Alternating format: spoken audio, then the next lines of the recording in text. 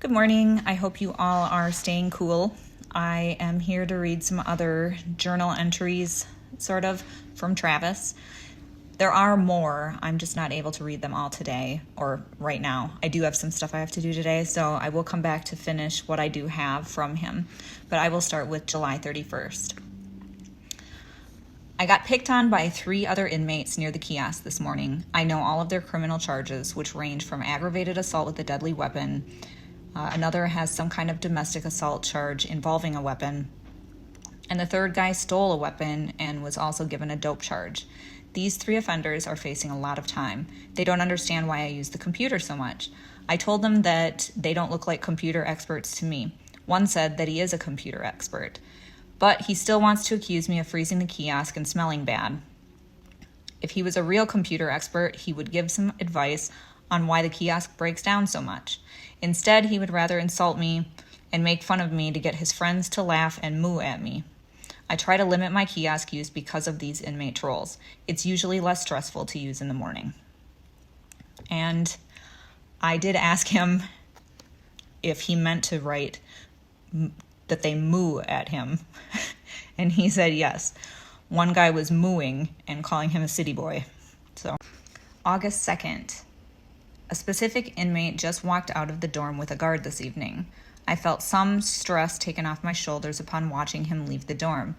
I immediately asked my bunkmate if my locker thief was still in the dorm. He refused to answer, but said that inmate would be back in a week.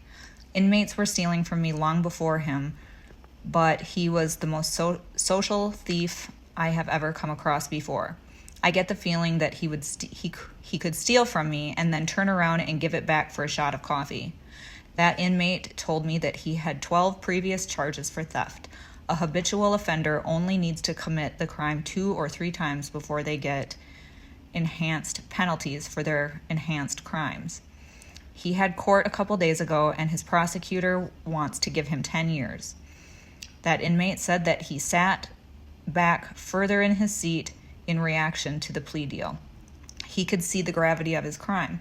While he was in the dorm, he was very active, making all kinds of acquisitions, trades, and even donations.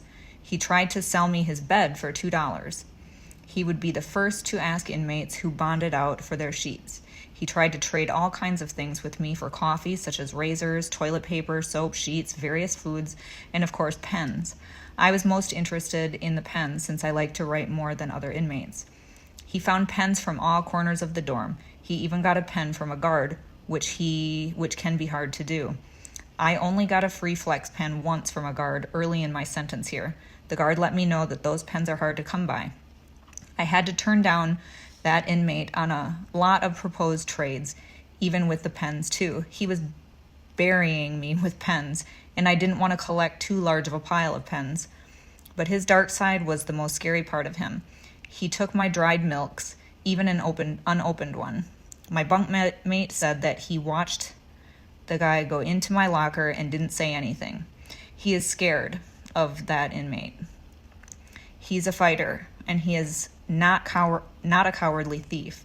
He's gotten into fights, and he's big enough to do some damage, but he doesn't look for or provoke fights.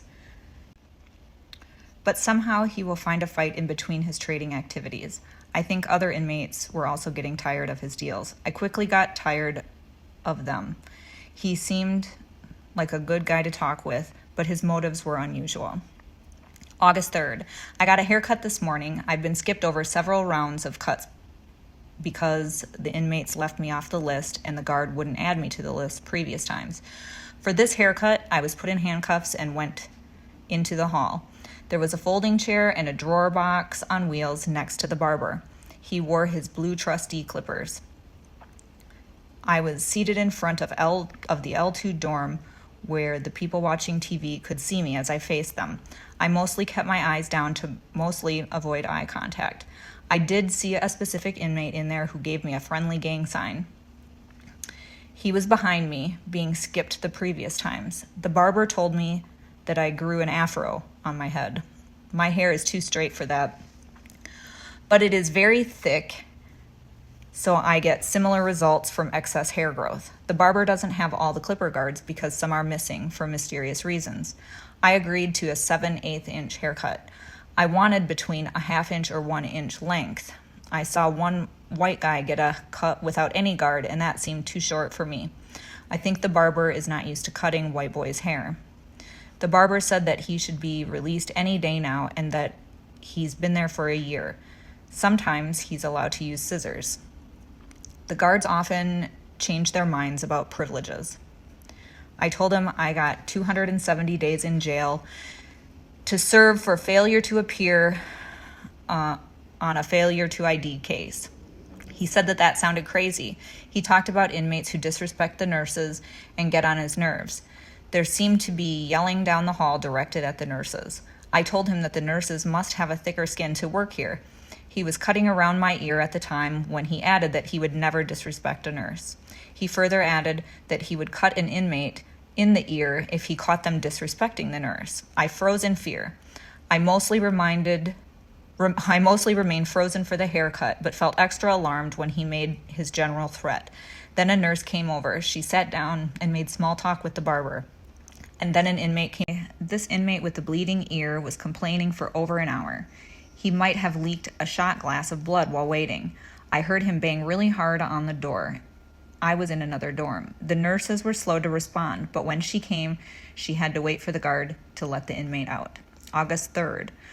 Both male and female guards tend to wear a heavy amount of perfume, cologne, or something fragrant. Other inmates compliment the guards on smelling good.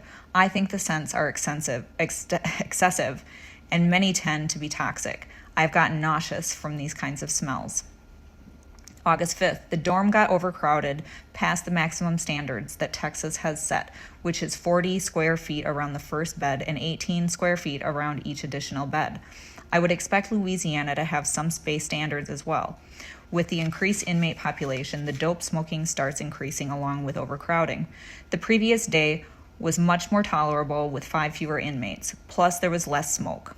The lowest population got down to was 28. By squeezing in 5 more, and specifically more dope heads, the smoke gets out of hand. It's the guards' fault for bad inmate management. I watched the dope drop under the door involving a trustee making a drop. He dropped the dope less than a minute before the guards came to the dorm and going to a countdown. There were 32 inmates counted. One guard had a serious look on their face, like they were taking their job seriously. I think they were overcompensating with these serious actions to cover for their really more beneficial underhanded activities. They have to know about the trading network and putting innocent people like me at risk of getting a false accusation. Well, that's all I can read for right now. I will be back to read the rest of them. If you are in an area that's hot, try to stay cool, enjoy the rest of your morning, and I will be back soon. Thanks.